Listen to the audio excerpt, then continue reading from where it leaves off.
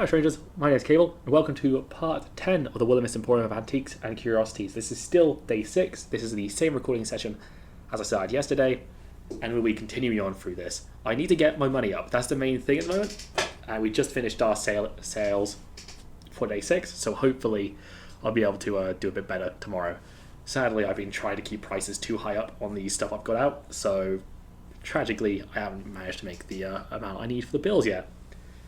It was a little past 5 p.m. when it was a little past 5 p.m. when you flipped over the sign on the door to close and let out a drowsy sigh. What a day. You say that every day, you know, like a broken record. Well, every day is exhausting. In a good way, though. How can anything be exhausting in a good way? Have you ever finished something and been tired but really proud of your work? Nope.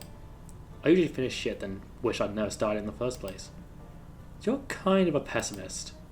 The world isn't sunshine and rainbows. That's true, but well, bad things will always happen, but life goes on. Isn't that kind of cool? Not really. Maybe if you don't frown so much, you'd be more positive. I don't think it works like that. It actually does. Fun fact for you there. If you frown, I don't know what the exact term, what it exactly releases, but it releases sad drug. In comparison, if you smile, it releases happy drug. So, as patronizing as it sounds, smile a bit more, genuinely. It helps you feel better. It's sort of like doing reverse self-deprecation, doing self-aggrandizing humor rather than self-deprecating humor. Because if you do a lot of self-deprecating humor, you'll start to believe your jokes. So, you know, if your go-to joke is, God, I'm so stupid, you'll start believing that even if you don't currently, which will mean you have lower self-esteem in the long term. And especially if, like me, you have mood swings, you'll end up in a situation where you have really bad opinions of yourself at specific parts of the day or specific parts of the year, which can be really bad. So yeah, do self-aggrandizing jokes, smile more. It genuinely helps, even if it seems a bit silly. And worst case is, you laugh at yourself for doing it, which is also good. Give it a try. See? Just go on my face. It's really easy. Just relax your muscles and... No, still frowning, I see. It's not a frown, it's just my face. That's unfortunate for you. What's that supposed to mean? Nothing at all. Noisy must run in your family or something. Noisy, annoying, and a complete pain in my ass. You've got gorgeous, charming, and funny. No, trust me, I didn't. You grinned and Florian turned away from you. Looking around the store, it looked as it always did. A mess of knickknacks and clutter, but a clean one. Florian did a good job, even if he always tried to deny it. Hey Florian, I was wondering something. You're always wondering something or another. You never stop asking questions. It's good to have an inquisitive brain, you know. It keeps you young, or something like that anyway. Is it? It seems like a lot of effort, especially when you could just keep your mouth shut and think of yourself instead. Anyways, as I was saying, I know that you grew up in town, but not much else. You haven't always worked here, right? What did you do before? Is it important? That depends how important you think getting to know each other is. Not important, then. I think you default to being mean when you feel shy. Look, I used to be in college, but that didn't work out and I dropped out. There's a college here? That's surprising. I didn't know the population of Willowmist could support it. No, it was in the city. Did you say you've always lived here? It's only gone a few months, it hardly counts. But why did you drop out? Got bored of your major? Why is this so important to you? You've got a magic book upstairs, right? Why don't you go bug it in instead? I don't know if Barnabas would like that. He has a name. Hey, I didn't pick it. He came pre-named, though to be fair, Barnabas is kind of a rocking name. You're changing the subject. Barnabas has nothing to do with this. I'm interested in you. Health complications, alright? I couldn't stay, but I also can come back when... look, fine. If you're so desperate to know, I'll tell you. But can we sit it down? My head is killing me. Of course, we can use my room upstairs if that's alright with you.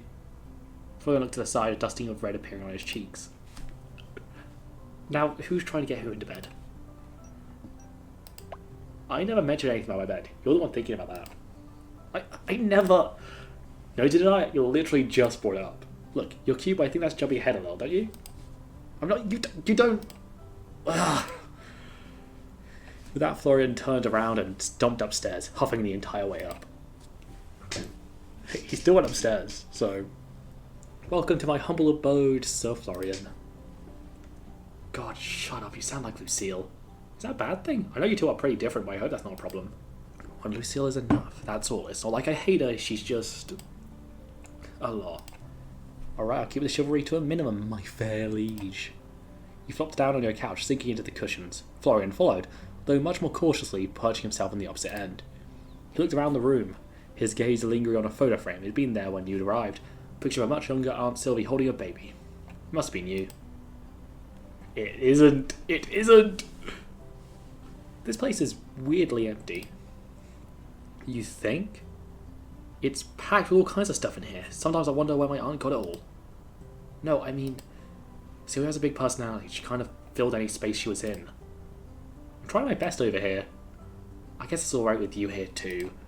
Hey, I'll take a second best to her. She's amazing. Anyway, what were we talking about? You dropped me out of college? Right. Florian blinked a few times as if his eyes were trying to stay open. Are you feeling okay? Stop asking me that. I'm fine. Kenny rubbed his temples, then shook his head. Just a headache. It's no big deal. Anyway, college. Just had some health shit and I left it, but... Look, I won't sugarcoat it. I'm not asking for your pity. My dad ran off after my little sister was born, and Mum struggled to raise both of us. I quit high school to have a couple of part-time jobs to help her. Oh, Florian, I'm sorry. You do what you have to do to survive. It's fine. But my mum, she secretly saved up to send me to college for years without telling me. Then she just sent me off. She wanted the best for you.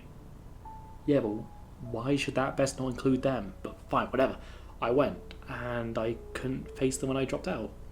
They think I'm still in the city, living my life, getting my degree, and I can't bring myself to tell them otherwise. So wait, they live in Willowmist, but have no clue you're here too? Look, why? They'd probably love to see you. I can't face them. She gave up everything for me, and I just let her down completely. What am I meant to say? Hey mom, turns out I'm a fuck-up who can't even make it through a semester of college. Surprise! She'd be happy just seeing you and knowing you're safe. That's what parents do, especially if it's health-related. I can't, not like this, I'm... Florian's head sank down onto his hands and his shoulders trembling. I'm not who I was when I left. I can't. I'm not a perfect little son anymore. Give him a hug! Without thinking, you leaned forward and pulled Florian into a hug. He stiffened, his breath catching, and his hands hovered over your back. What are you... I'm sorry, Florian. Really. Sorry though, his arms wrapped around you and squeezed you tight. Oh, I love my moody boy. As I always say, 2.5 Studios are great at making moody characters. It's great. It's not like it's your fault. There's no reason to be sorry. I just want to go home and I feel like things are normal again. Can't you? I truly honestly believe that your mum would just be happy to see you. It's not just that. I don't deserve it anymore. I can't trust myself around her or my sister. Trust yourself? Even you should be keeping your distance. God, you're so fucking naive. Setting things up for you too, everything I touch just falls apart. I think that's true. I'm right here and I haven't fallen apart yet. The store hasn't fallen down around us. You're not destroying anything. Yet. I don't want to share any of this shit, you know that? It's embarrassing. There's no shame in feeling emotions, isn't that just proof we're human? I know that's difficult for you, and I can't just magically make it better, but if you need someone to talk to, or anything else, you can rely on me. You're too nice, you know? Could end up getting taken advantage of. By who? You? I don't think you have the energy to take advantage of anyone, even if you wanted to. Thanks? I guess. Florian pulled back and wiped his eyes with his sleeve. Seriously though, don't say anything about this to anyone. Our secret. I'm pretty good at secrets, you know. Hardly. You've known me for less than 24 hours, and you've already broadcast my existence to the entirety of this quaint little establishment. At this rate, I expect you'll be handing out pamphlets by week's end. Truly, your discretion is legendary. What the... There he is, my favourite talking book in the whole world. Not a lot of competition there, but don't let that hurt your feelings. To be fair, I haven't told anyone yet, only Florian. Everyone yet, only Florian. Oh, Florian. You Barnabas, Florian. It literally talks. Did you think I was making it up? No, I didn't expect. My reputation precedes me, as always. Hello, Florian. It's a pleasure to meet a friend of my esteemed master, or some such drivel. Barnabas isn't very nice, if you hadn't noticed. No shit. You'll have to excuse me as I was rudely interrupted in the middle of my rest. Your rest? What does a book have to be so tired about anyway? Plenty of things, you impudent creature. The effort it takes to communicate with my new master, for example, is truly a Herculean task. And that Barnabas floated across the room and landed on the desk. It just flies? God, I'm too tired for this shit. Now I embarrass myself in front of 2 people. Great. Fortunately for you, I have the displeasure of being in service only to my pitiful master, and as such I have no one to share your shame with. Just ignore him, I'll put him in the drawer if he keeps it up. The audacity! Fine, science people, mark my words, you will soon regret it. This must all be a lot for you too. Just a little bit. I'd like to think I'm pretty good at running with things, but sometimes I don't even really know where to start. But I've got all the time in the world to work it out anyway. Are you going home in 3 months? Okay. I've got 3 months to work it out. Thanks, Florian. Sorry, I wasn't trying to make it worse. I'm just kidding. Really, I'm having fun. I'll be fine. Wish I didn't drop your optimism. Change fucking sucks. Yeah, but sometimes it can be really great too. I've only been here a week and it feels like I've made a whole bunch of friends. It's really, really great. Yeah, well, you're easy to like. Am I now? For some people, not me. You don't like me at all? Aww. Damn. I've already planned out our wedding and everything. What? Our 3 kids, Alexis, Jasmine and Michael, a white picket fence and a dog named Bobo, and you just throw it all away? Throw it away? It doesn't exist. You're delusional. So that's a no to my proposal. No. So it's a yes? No, I mean, it's... Oh God, you're so frustrating. I love you too. Don't say stuff like that. Seriously, Bobo, what kind of name is that? What do you suggest then? Toaster. Toaster? It's a good name for a dog. It's not better than Bobo. I disagree. At Florian's more than serious tone, you couldn't help but grin. Fine, Toaster it will be. Hey, that's not... I feel like I've just been scammed into a marriage. You have. This is all legally binding. I can confirm. God, please tell me you're joking. I am, but I do like you, Florian. As much as you try to be unlikable, I'm not saying we need to be best friends, but I do hope that we can get along. Yeah, fine. I wouldn't mind being friends with you, and you're not terrible to work with. We're getting somewhere now. Hey, what's your sister like? I can imagine you as a super doting older brother, now that I think about it. I mean, yeah, I guess I was. She's still a bossy and a pain in the ass, but... Well, she's my sister. How old is she? 10, probably 11 now, actually. Do you have any photos? You scooted a little closer to Florian on the couch. Yeah, I think so. Florian reached into his pocket and took out his phone, flipping through his photo album. You couldn't help but lean in to see what was on his screen. You could see pictures of a little girl, a woman who must be his mother, and Florian himself, though a few years younger. It was hard not to notice how much brighter Florian looked. He lacked his signature eye bags and he had a wide smile on his face. It was the kind of smile you'd never seen from him. That's her. You still look so similar. You could be twins. Sure, if I wasn't 13 years older than her. Mum had me young.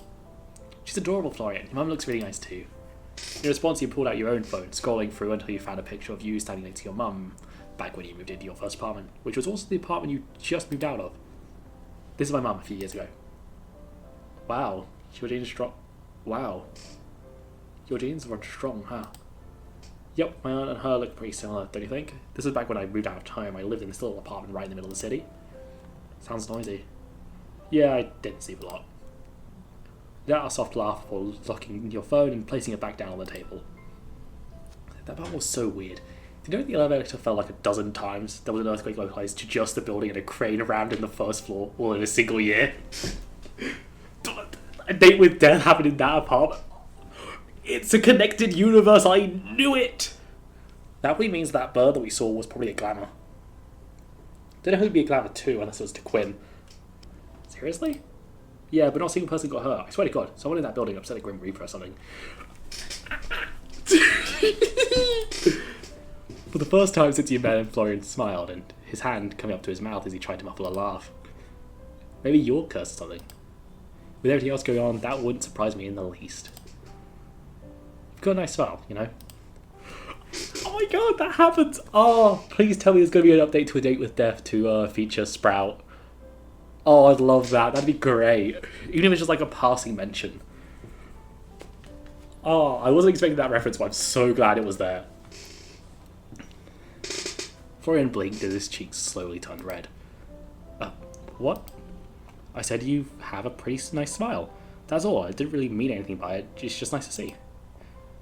You come out with the most random things. You meant to just think that kind of shit, not say it. He leaned back, smacking his head gently a few times on the back of the sofa. Oh, my headache is killing me. I've got painkillers in the bathroom cabinet, if you want. They don't really help, but fuck it, I'll try. He hopped off the couch and headed to the bathroom. Jan had left an assortment of pills and medicines in the cupboard. He didn't have a clue what most of them were for. He skilled out the painkillers, then popped back out. Florian was still in the same spot, but his eyes were shut tight and his chest gently rose and fell with each breath. Don't tell me another imbecile is moving into my quarters. Shh, be quiet, he's sleeping. And these aren't your quarters, I'm just letting you stay here with me because I'm nice. Shh, Barnabas, they say. You're interrupting the poor tired man's beauty sleep, they cry. Well, fine, I'll just be silent then if that's what you desire. Carefully, you draped a knitted blanket over Florian's legs and settled in next to him, watching his really sleeping face. He looked peaceful, much more peaceful than when he was awake. God, you really were exhausted. You'll take bad care of yourself, you know that? You'll probably hate me for it, but I'll let you rest for a bit, okay? Maybe I'll close my eyes for a bit too, just a little bit. That'd be okay, right? Right, Florian? With a yawn, you drifted off to sleep as well. Is that the end of the day? I don't think it'll be the end of the day, will it? No, it isn't. Good. You woke up to the sound of someone shifted beside you, amongst the otherwise gentle hum of night. Lazily, you opened your eyes expecting to see Florian at his feet, embarrassed about falling asleep beside you, but instead noticed a shadowed figure hovering above you. Leaning towards you?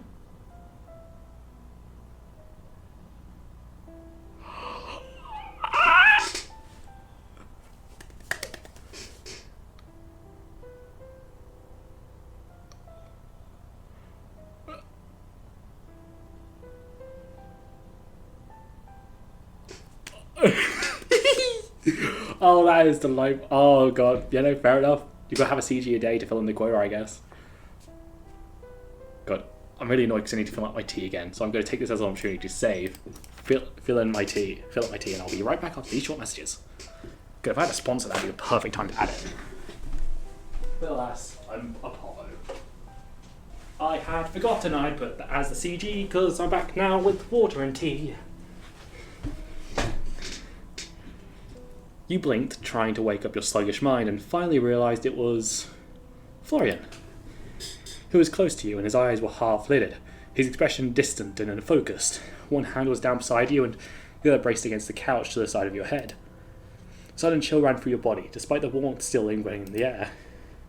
Florian? No response came from Florian. He remained completely still, staring at you. No, not at you, but at your neck? His head dipped lower. The faintest brush of his nose against your skin sent a jolt through your nerves, and suddenly the sluggish fog in your mind cleared as his mouth was inches from your neck. His breath hot against your skin. Your eyes went to his face, and then you noticed something. A flash of something pointed and sharp between his parted lips. Fangs. Your body tensed, your heart hammered in your chest, and his breath hitched like he could hear it. Florian? No response. It was almost as if he wasn't truly himself. His posture was wrong, like he was acting on instinct alone, and in the dark, with a glint of moonlight reflecting off his eyes, his gaze looked almost empty. Felt the faintest graze of his teeth against your skin, a breath's distance from sinking in now. A shiver ran down your spine, but you managed to keep a lid on the panic threatening to break through. Barnabas, I understand that realistically speaking, you should be interrupting right now. But also, thanks, babes. He lifted a hand and reached out, cupping Florian's cheek. The movement caused his eyes to open wider and his lips paused. Slowly, and ever so gently, you brushed your thumb across his cheek, expecting the warmth radiating from his skin, but instead finding it as cold as a corpse. Your hand shook slightly and your breath was ragged and shallow. Florian, are you there? At the sound of his name, he blinked a few times and then looked down. When he saw where he was, he recoiled as if burnt, falling off the sofa and landing heavily on the floor. His breathing was erratic and his hands were shaking, but he couldn't bring himself to look up. Shit.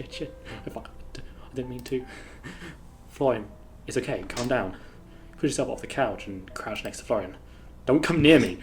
Florian, seriously, it's fine, it's all okay, just take a breath. You tried to put a hand on his shoulder, but he backed up, his face twisted in a pained grimace. Just don't come near me! Fuck, I can't believe... I'm a fucking idiot, I shouldn't be here around people. Fuck.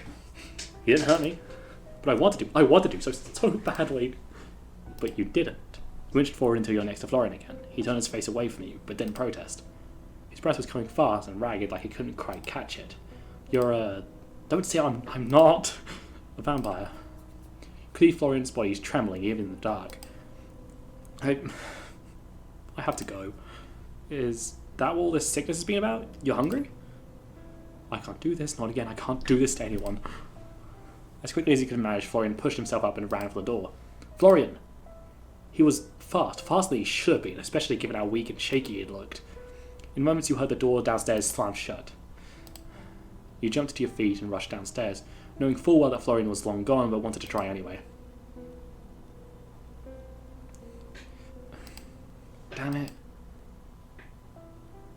Are you looking for Florian? Oh, Winnie. We turned to see her sitting on the counter, transparent legs hanging over the edge.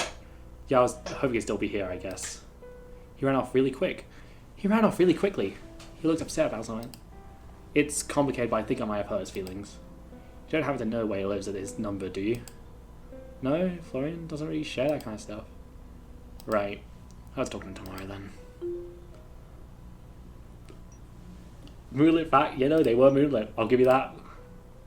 Your eyes went up to the clock. It was around only 7:30 p.m. You hadn't slept for more than an hour or two. It felt like much longer. Your stomach growled and you remembered that you hadn't eaten dinner yet and that you were pretty much out of food. I'll have to find a grocery store, so I guess I'll just keep an eye out for Florian. Not likely to find him at a grocery store if he's really a vampire. You turned towards the door before stopping in your tracks. Is everything alright?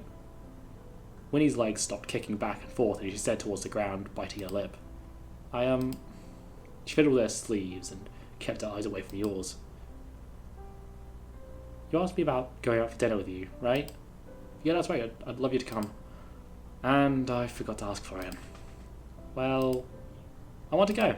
That's great. But I'm really scared. Scared? Haven't even tried to leave the building. Wait, not even once? No, I'm scared that if I try, I'll just disappear. Winnie's shoulders drooped and she sighed.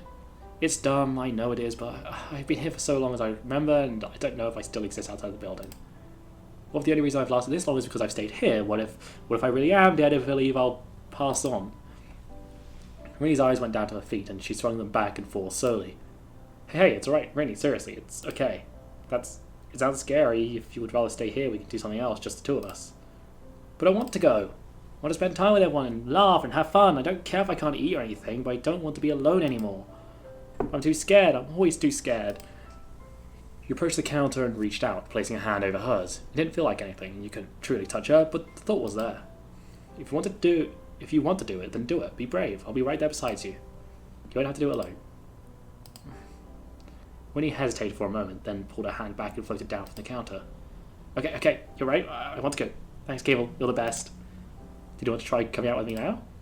No. Thanks, but I think I need to build myself up for tomorrow. Right there, it's a date. If you change your mind, just tell me, okay? Okay. At that, you double-checked you had your key before heading out into the growing night.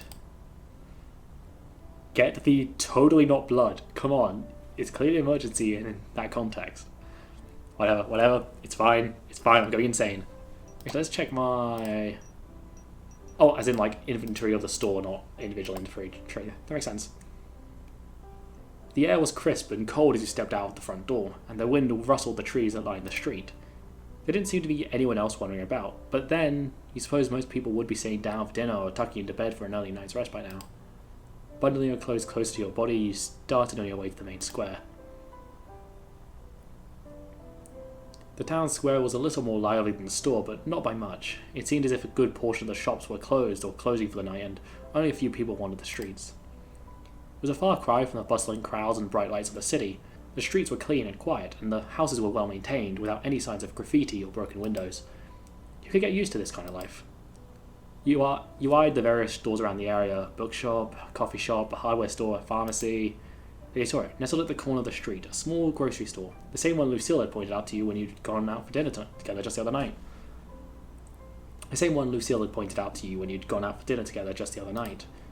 The light inside was on, and a small open sign hung in the window. You walked towards it, keeping an eye out for Florian, but to no success. The inside was what you would expect of a grocery store, though much smaller in scale than the big stores back home. The aisles were narrow and the shelves were cramped, but it seemed like they had pretty much anything you'd need. The lone cashier nodded to you as you passed. No self-checkout here, which didn't surprise you. You won't take over today, computer overlords. You grabbed a basket and began picking out some basics. Milk, eggs, butter, that sort of thing.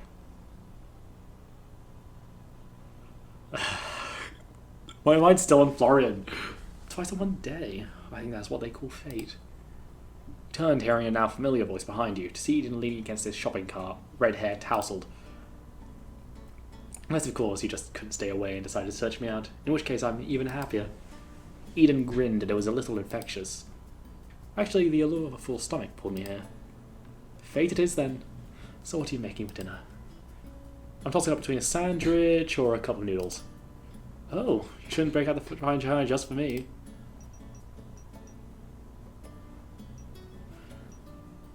I feel like his character's going to get better with time. And considering it's the demo, I don't know if the save will carry forward. I think it will. In which case, I'd much rather err on the side of have him as a character I'm romancing for now and hope he gets good. And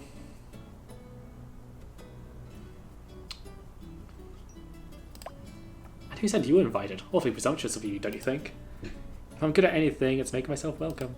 He winked towards you, the grin still plastered to his face. It's hard not to smile back, honestly. I suppose I'll just have to survive all on my own tonight. It's such a cruel world. You glanced down into his shopping cart, but was surprised to not see any food. You instead noticed an assortment of cleaning products, gloves, string, and duct tape? Suddenly my dinner looks like a 5-star restaurant compared to yours. Not hungry for duct tape? Maybe it's a treat after dinner. You both laughed and it was like a weight lifted from your chest. The events of earlier that night melted away, if only for this moment. I do a lot of DIY stuff, so I'm stocking up. Really, that doesn't look like woodworking supplies to me. You do look like someone who knows a lot about woodworking.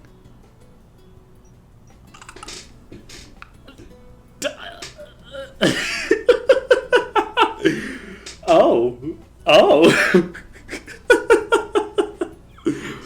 Sure. I've had wood once or twice in my life, yeah. Oh really? Care to show me sometime? Sure, just tell me where to send the bill for my services. Being a woodworker yourself, you'd probably know all the right techniques, wouldn't you? Well, I've been told I'm pretty good with my hands, yeah, and I'm very open to critique. We just have to practice until you're satisfied. Eden smirked and pushed his cart to the side, letting another customer through. Care to join me, or would you rather stay here in the condiments aisle forever? I can think of worse holes to be stuck in, but I think I'll join you. Two of you started to walk through the aisle and Eden took your basket and placed it in his cart. Wouldn't want your arms getting tired, so, mysterious shopkeeper, I'm incredibly curious about you. Oh really? You're the talk of the town, after all. Things ought to be really slow right now if I'm the talk of the town. You know how small towns are, they'll find anything to gossip about. He picked up a bottle of olive oil and dropped it into the cart.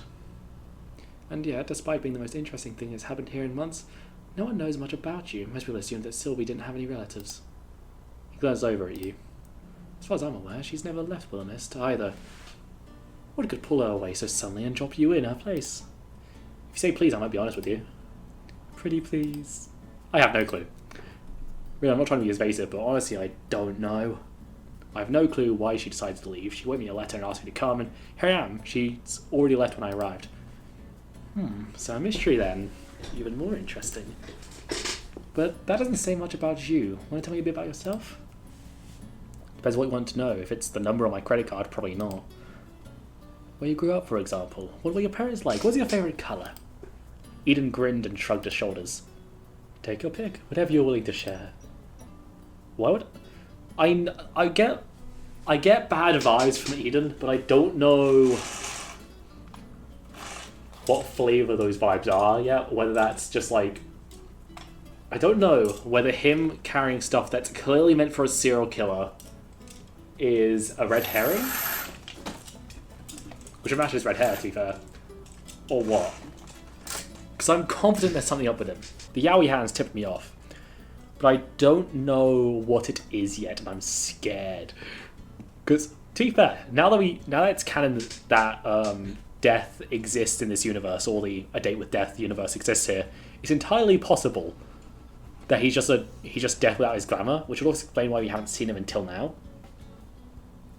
What's my DC 10? They wouldn't give me this option unless it did something. I'm not gonna like save skim it or anything, but I am gonna try it. It's not gonna work, but hey, close. Funny story, actually. I was actually raised in a circus. It was great. My parents were clowns. The ringleader had this big beard, and he would make balloon animals. We travelled around the country, and Eden snorted, then burst out laughing. You laughed along with him, and a few heads turned to look at you both. Yeah, and I'm an alien from Mars waiting to abduct you. I see fangs. I don't know whether that's just the way these guys draw mouths for this, or what. I'm going to see if there's like a sneak preview of any. I don't think that is how they draw mouths. So that's going to be something, but I don't know what yet. So I've got werewolf for Quinn. It is theoretically possible there's multiple werewolves, I guess, but I don't think it is. And and I'm an alien from Mars waiting to abduct you. Hey, it could be true. I'm sorry, but you're a terrible liar. Your face gives everything away. You'll have to work a little harder if you want to fool me. Eden's lips twisted into a smirk and he leaned towards you, his voice a soft murmur. Not that it matters, I do love a good mystery. I can tell, seeing as you barely shared anything about yourself. What? Lose the mysterious appeal I have surrounding me? Is that what you call it? I thought you just needed a shower. Are you offering to join me? No, but I'm happy to give you the address of the nearest bathhouse. It's a date, then. How about this? I'll be just as honest as you were. Actually, I was raised in a circus too. You and I were childhood friends, but a fall from the trapeze made you lose your memory of me. I'm actually here to bring you home to the circus. I was just waiting for the right moment. He gave you a sly grin and reached out, tucking a loose strand of hair behind your ear. What do you say? Want to run away to the circus with me? I think I have my hands full with the store at the moment, but I'll keep it in mind. My favourite colour is green, by the way. Oh, no! It's not green. It can't be green. That's the worst colour to be your favourite. Well, to be fair, this shade of green is pretty good. I'm sure you're about to enlighten me. I've recently discovered that my favourite colour is orange. Aha, and I bet when you meet someone with blue eyes, your favourite colour is blue. Do I really seem that shallow? I think Lucille doesn't dislike people for no reason. Eden glanced around as if to check no one was watching. Don't tell me you brought your guard dog with you grocery shopping. Maybe I did. She'll turn up when you least expect it. I'll promise I'll be on my very best behaviour then. Eden had a few more things to his car, mostly small things and nothing that could be considered a meal alone. A single potato, flour, but no other baking ingredients. A box of gelatin. Amidst the chatting, you found food for dinner too. Instant noodles. Instant noodles it was. You oohed and ahed over the flavour, but decided on an original. It was the original for a reason. The two of you continued circling the store until you'd found everything you came for. Dinner for the night, some fresh fruit, and a few essentials like soap and toothpaste. It wasn't much, but it would do. Eden, however, kept your basket hostage in his car as you continued onwards in no sort of rush. So, have you always been a carpenter? Oh no, I tried my hand at a lot of things actually. A jack of all trades, master of none, that kind of thing. Most recently I was a bartender, but it wasn't for me. Before that, a cook, a painter, a photographer, and a waiter too. Is any of that actually true? At least half of it, probably. Maybe. Really though, I didn't come out into the world expecting to be a carpenter. It just sort of happened. It was a niche that needed filling in Willowmist. The last carpenter disappeared under mysterious circumstances that had nothing to do with me. Why do I doubt everything you say to me? Maybe you're a good judge of character. He added a couple more things to the car and then began pushing it down another aisle, one he'd already been down twice already. What made you pick carpentry though? That's a pretty specific skill. Like I said, I'm pretty good with my hands. You looked down to his hands, but he was still wearing the same gloves from that morning. There's something satisfying about making something real with your own hands. You start with just an idea, a few scraps of wood, and then suddenly, there it is. Something solid, something that exists because you willed it to. I think that's what I like about it. You take something raw, shave it into what it's supposed to be. Simple, straightforward. A piece of wood doesn't argue with you about what it should be. That's oddly deep coming from you. What can I say? I'm an oddly deep man. I'm sure you'll get to know that about me soon enough. He added a few more items to the cart before continuing onwards. You followed, more amused than anything else. I'm starting to wonder if you're leading me in circles, Eden. You can't blame a man for wanting good company. So it was on purpose. Of course, I wouldn't miss the chance to spend more time with you. But I suppose now the game is up, shall we? He motioned towards the counter where the cashier was still idling away. Grabbing your basket out of his cart, you checked out first, then headed outside. It had gotten much cooler again while you'd been inside. The breeze rustled the leaves overhead, and a few stray leaves spiraled down from the branches and landed in your hair. You reached up and shook them loose. Eden followed close behind, carrying several bags. Thanks for waiting. What, did you think I'd ditch you and run off? Maybe. I don't think I've got a good read on you yet, Cable. You're interesting. I was considering it, but then I imagined you standing all alone in the cold with big, sad puppy dog eyes. Couldn't do it. Big, sad puppy dog eyes, So that's the kind of man I am in your mind? I don't mind playing that part.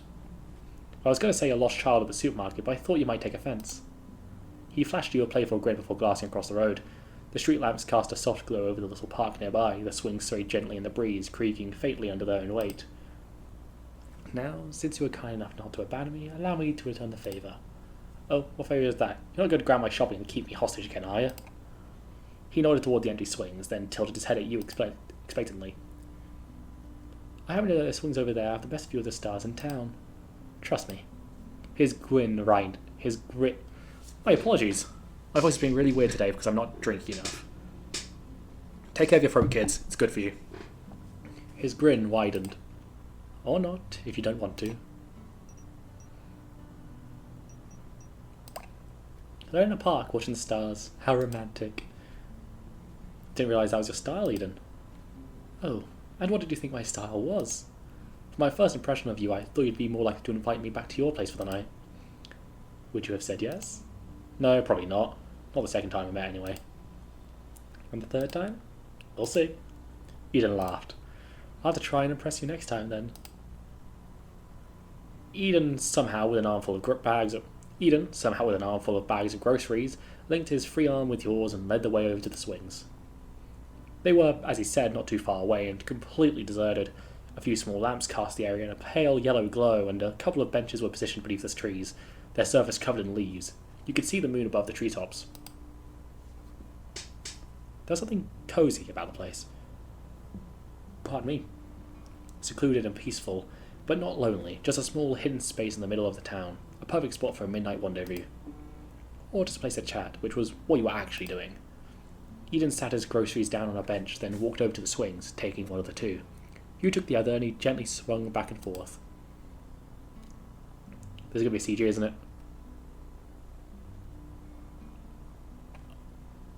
God, I'm always astounded by these CGs. I know they're nothing impressive in the sense of, like, you know, their scale or anything, but it's just, like, nice little intimate coziness, I guess. That's a bullshit phrase. It's just nice and cozy, which I like. So, what do you think of Willowmist so far? What I've seen has been beautiful. Kind people, great food, and the night is clear and cool. It's a lot quieter than back home. I could get used to this. And you're staying for 3 months. That's a decently long time, but also no time at all. Yeah, 3 months, and then it's back home again. I never told you that. You sound a little disappointed about that. I don't know if I am or not, really. Things have just been a whirlwind ever since I arrived. Now it's already been a whole week. I'll blink and then I'll be time to leave. Eden chuckled and held a little tighter to the swing's chain, still looking up at the stars. Then why leave? Well, Mum is still back home. Even 3 months without seeing her is a long time. Don't you ever miss your parents all the way out here? I'm sure I would, if I knew them. Oh, I'm sorry. Don't be, really. Family's a little meaningless to me. So, not raised by grandparents either? I had a more communal living experience, but forget that. I'm far more interested in you. Why not bring your mum here, too? She and my aunt don't have the best relationship. Not that I know why. I wish I could have gone to her. She'd have loved it. You let out a small sigh and pushed the swing a little harder, trying to get a little more height. A shame. Knowing you and Sylvie, I bet she's incredible. You want to hear my mum now, too? I swear, everyone in this town is after my family. Why did I do that when you were right here? I can just tell you... Oh, sorry? I could just tell you already like it here. Would it be nice if she could see it through your eyes, don't you think? Yeah, maybe then I'd have some idea why she and my aunt don't get along. I always thought family feuds were supposed to be dramatic, but I don't even know what started it. You'd never ask her? You've never asked her? I have a bunch of times, but every time she changes the subject or tells me to drop it, so eventually I did. Maybe you should ask your aunt. She might not have the same hang-ups. I'd love to if I knew how to contact her. No address or anything? I have literally no clue where she went. Ever the mysterious woman. Anyway, 3 months is a long time to be away from home. No friends you're leaving behind. A job. A lover, maybe? I do have friends back home, but they're busy a lot. We used to see each other a lot more often, but they've been busy with their own things. Growing up stuff that I seem to skip. Getting married, having kids, buying a house. We haven't hung out in a long time, and we text maybe once a week at most. Sounds like a pretty boring life. Yeah, well, not everyone can be the life of the party like you. Oh no, I didn't mean it like that. I meant for them. You glanced at him, catching the faintest flicker of something in his expression. Thoughtful, maybe even wistful, that vanished the moment he turned his gaze back to you. What, because they're doing all the normal stuff? What, because they're doing all the normal life stuff? Because they let you go. I wouldn't say they let me go, people just move on, right? That's how life is. Maybe, but it doesn't have to be. Some people just stay the same. What about you? I assume you're the kind of person who never lets people slip away. I assume you're the kind of person who never lets people slip away. I'm not really the kind of person who is anyone to let go of in the first place. You're friends with Emmett, though. To his detriment, I promise.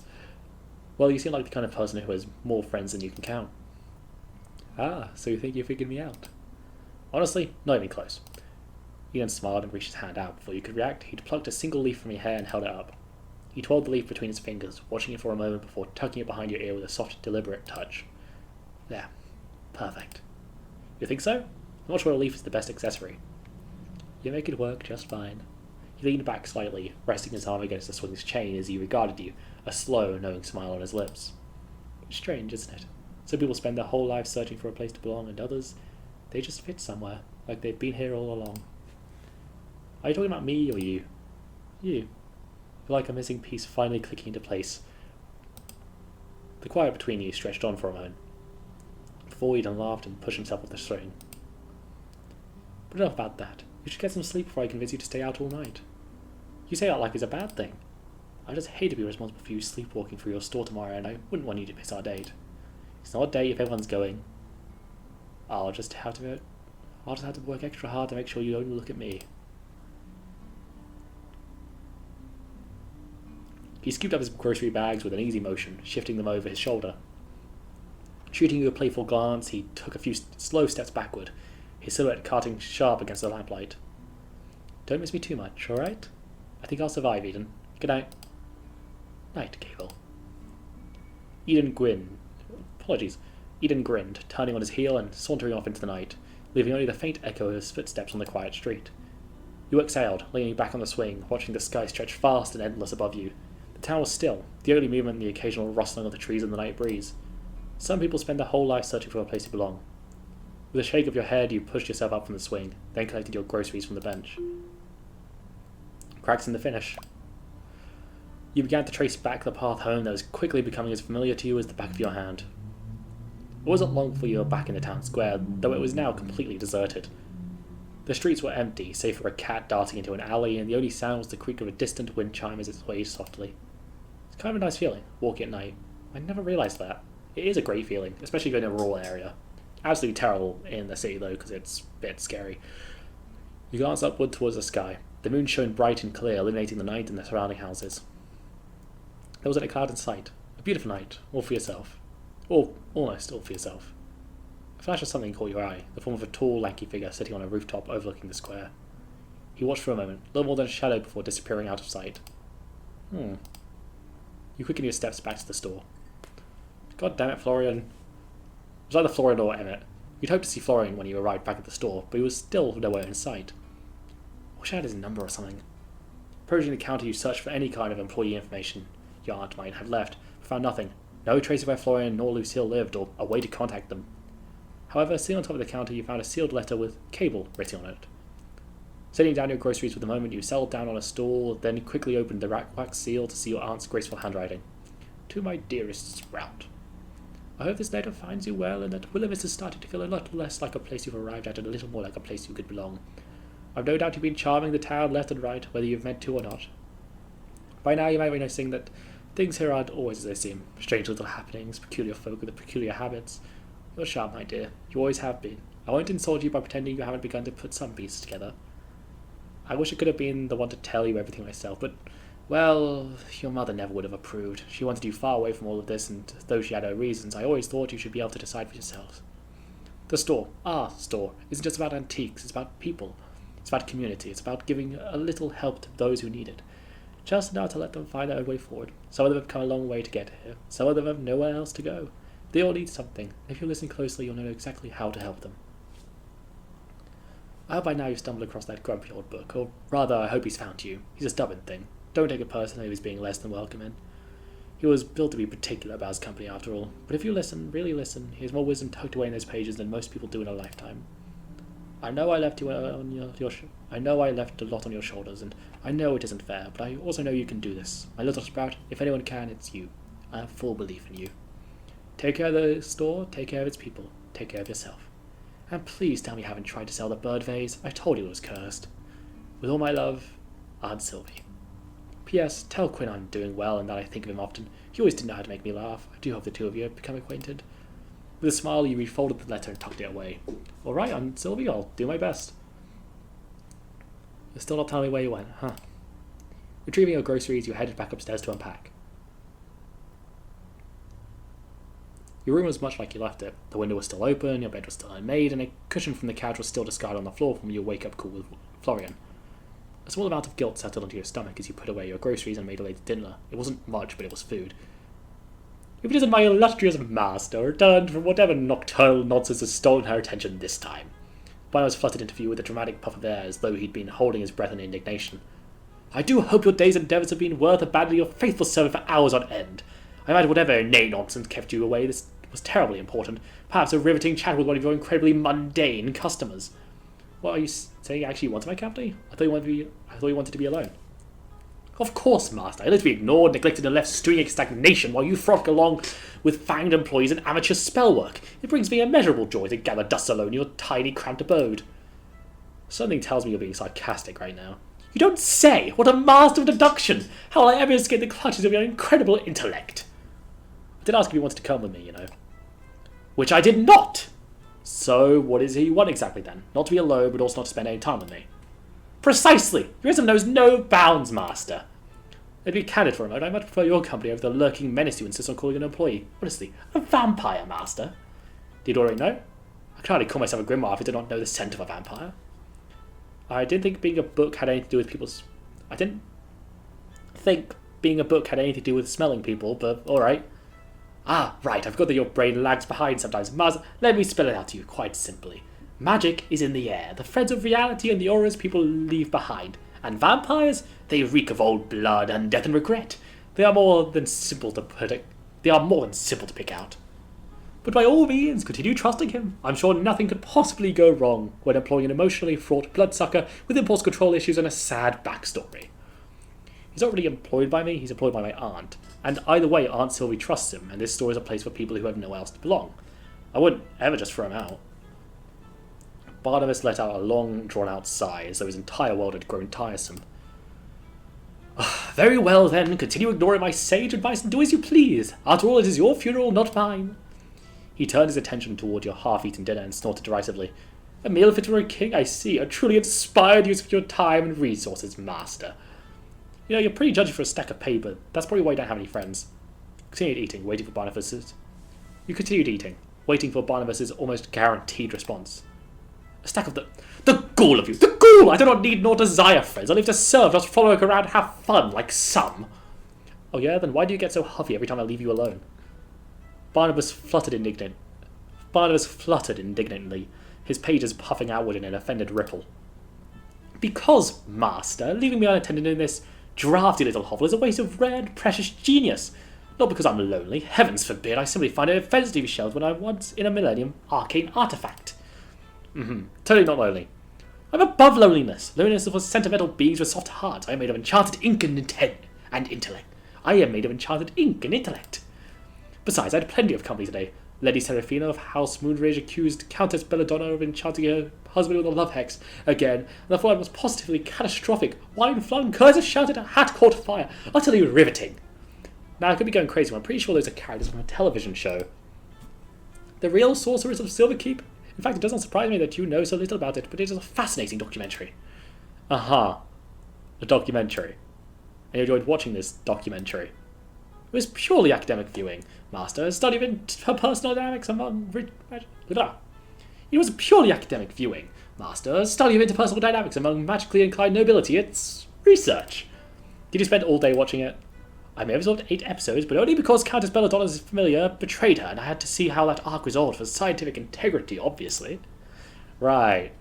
Scientific integrity. Honestly, if they simply enchanted their contract bindings properly, none of this would happen. Amateur hour, truly. Also, Seraphina's illusion magic is atrocious. The whole tower's a lie, and no one is talking about it. You do know that's all fictional, right? Obviously, Master, but some elements ring true. Magic arts are always based purely in reality. There have been countless Lady Seraphinas and Countess Belladonnas throughout history. Anyone like me in there? Why, yes, there happens to be a talking toad that advises the Countess. I believe the character is called Toadsworth. You share many qualities. Careful there, Barney. Comment me too much and I might accidentally fall for you. You would not be the first human to do so, trust me, nor the last. Wow, ladies' man over here. Finishing your food, you cleaned up, and then you glanced over towards Barnabas, who was still watching you. It's late tonight, but maybe tomorrow we could do some more practicing. I am always prepared to further your knowledge and skills, Master, though perhaps you could begin by tidying up this horrendous mess you call a room. Honestly, a pigsty, truly. That was a little unfair. This is all my aunt's stuff, not mine. It's not like I chose to have a room full of clutter. You have lived in it for a week and haven't even bothered to put away your own dirty dishes. Master, I would not deign to call that a good defence. With a groan, you conceded and began to put the room in order. You didn't have the energy for it, but you also didn't have the energy to argue with a book. Oh, by the way, is my whole magic shtick meant to be a secret? Do I seem as if I have the answer to every question, Master? You seem like you like to think that, yes. Well, I'm pleased to see you accepting the truth. But to answer your question, yes, in general, revealing one's magical capabilities to the mundane masses is frowned upon, especially when one is a fledgling spellcaster who lacks any kind of control. You're far more likely to set your sleeves on fire than impress anyone. Hey, I'm already getting down that spell you taught me. As did every toddler taught it in the past. Over the level of a toddler? Just below, actually, but don't be discouraged, Master. Toddlers are remarkably clever these days. You know, a bit of encouragement wouldn't kill you. No, but it might kill you, and I've grown strangely fond of not being shoved into a forgotten drawer late again, so consider my criticism a public service. One day it might even save your life. One day I'm going to be so good at magic that you're going to eat those words. When the day comes, Master, I shall serve them with tea, jam, and a commemorative plate, but until then, try not to burn down the house. I wonder how flammable you are. Excuse me? Did you just threaten to ignite me? Me, the illustrious Barnabas the Magnificent? I'll have you know I am warded against blame, though clearly not against rude commentary from reckless amateurs. Honestly, how flammable are you? Have you no shape, no decorum, no decency? It's so easy to wind up, Barney. Yes, well, enjoy your jests at my expense, Master. It's good to have a hobby when one lacks talent. I'm sure you know all about that, going back to the don't tell anyone lest you burst into flames, yada yada yada. Is it okay if I trust someone? That is your decision, Master. There have been many famous spellcasters who are quite open about their craft, and others who are inherently secretive. Some are revered as visionaries, others are burned at the stake. It's a bit of a mixed bag, really. Trust is a valuable resource, best spent in small increments and monitored closely. So you're saying I should trust, but be careful? No, I'm saying you should trust me and be wary of everyone else. But since I know you won't listen, yes, be careful, at least try to be. Magic may be your inheritance, Master, but secrecy is your shield. You don't yet know what kind of eyes might be watching or what they want. You're being uncharacteristically serious right now. Yes, well, even I am allowed moments of grim sincerity. Now, if you're quite done probing the depths of philosophical trust, please turn on the next episode of the Real Sorceresses of Silverkeep. I need to see if Lady Seraphina finally hexed that two-faced necromancer or just froze another goblet. Yeah, here you go. Little wrote and turned on the television. The screen lit up with images and a loud voiceover. Barnabas fell silent, and you took the opportunity to settle into bed. With a yawn, you glanced towards the open window, and the moon, hanging high and bright above the treetops. As tired as you were, sleep did not come easily. Thoughts raced through your mind, and the events of the day felt more vivid than ever. Still, after some tossing and turning, you fell into a deep sleep, accompanied by the occasional gasp from Barnabas in the background. And I believe that is going to be the end of day 6, start of day 7, and it's raining. I'm going to save this real quick. I'm going to leave this off there. This will probably be a bit longer than usual because I misjudged the amount of time that this day would take. I do apologise for that. That being said, thank you for watching. I hope you have a lovely day. I shall see you later. And of course, finally, ta-ra!